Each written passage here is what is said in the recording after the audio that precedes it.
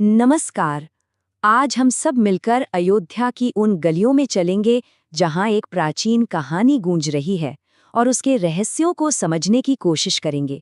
देखिए, ये सिर्फ एक मंदिर की कहानी नहीं है, बल्कि उस एक प्रतीक की कहानी है जिसने सदियों पुराने इंतजार को खत्म कर दिया। तो चलिए इस दिव्य यात्रा पर निकलते हैं। ये कहानी सिर्फ ईंट और पत्थर की नहीं है, बिल्कुल नहीं। ये कहानी है उन अनगिनत आंखों की जिन्होंने एक सपने को पीढ़ी दर पीढ़ी जिंदा रखा। ये एक बहुत गहरी आस्था और एक अटूट विश्वास की कहानी है। ये जो एक लाइन है ना, मानो युगों का बोझ उतरने लगा। सच कहूं तो ये अपने आप में सब कुछ बयां कर देती है। जरा सोच कर देखिए, सदियों का इंतजार, संघर्ष और कितनी ही उम्मीदें, सब कुछ मानो उस एक पल में आकर सिमट गया था। ऐसा लग रहा था जैसे उस पवित्र भूमि पर एक बिल्कुल नई सुबह हो रही हो। तो सबसे पहले आइए उस माहौल को महसूस करने की कोशिश करते हैं। आखिर अयोध्या की हवा में उस दिन ऐसा क्या खास था? वहां की ऊर्जा वो कैसी थी? जैसे जैसे वो ऐतिहासिक दिन पास आ रहा था, अयोध्या की हर गली, हर कोना एक उत्सव में डूबता जा रहा था।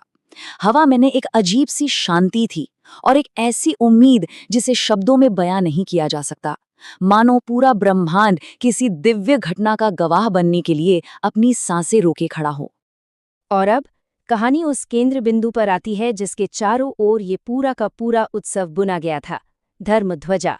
ये महज एक झंडा नहीं था, ये एक प्रतीक का पुनर्जन्म था। ये सवाल हमें सोचने पर मजबूर करता है ना?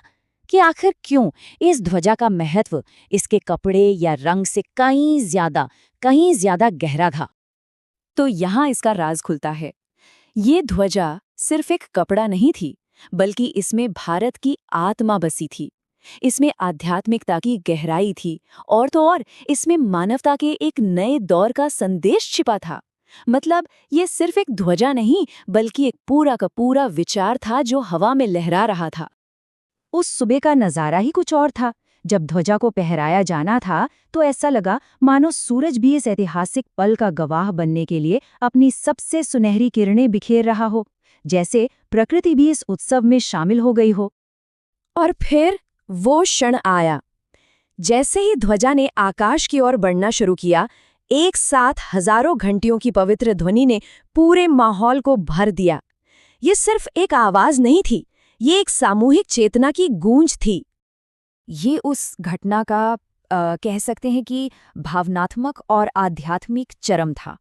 वहां मौजूद हर इंसान ने ये महसूस किया कि जैसे कोई दिव्य शक्ति आसमान से उतरकर जमीन को छू रही हो और दिलों को कर्तव्य और प्रेम के आदर्शों से भर रही हो।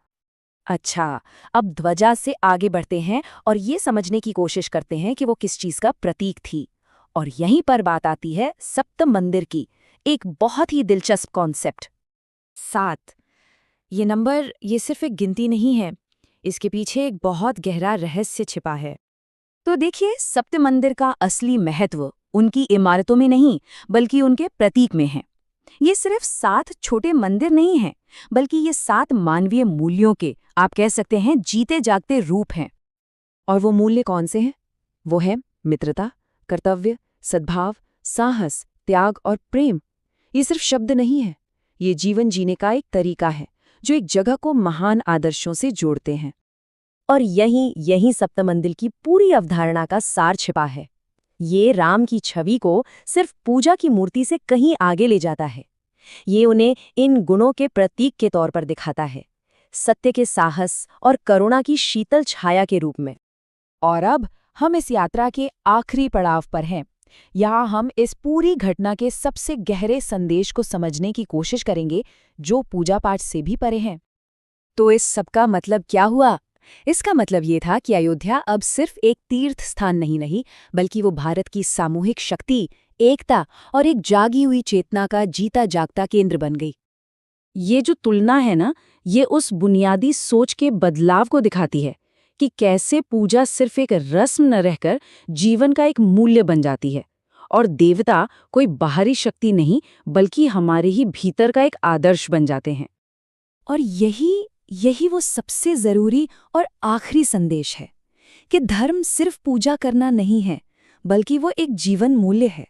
और राम वो हर दिल में बसने वाले आदर्शों की रोशनी है। ये पूजा को कर्मकांड से ऊपर उठाकर जीने का एक तरीका बनाता है। और हम अपनी इस चर्चा को इसी एक ज़रूरी सवाल के साथ खत्म करते हैं कि आदर्शों की ये जो रोशनी है, आज के दौर में हम सबके लिए इसका क्या संदेश है। ये एक ऐसा सवाल है जिस पर हम सबको सोचना चाहिए।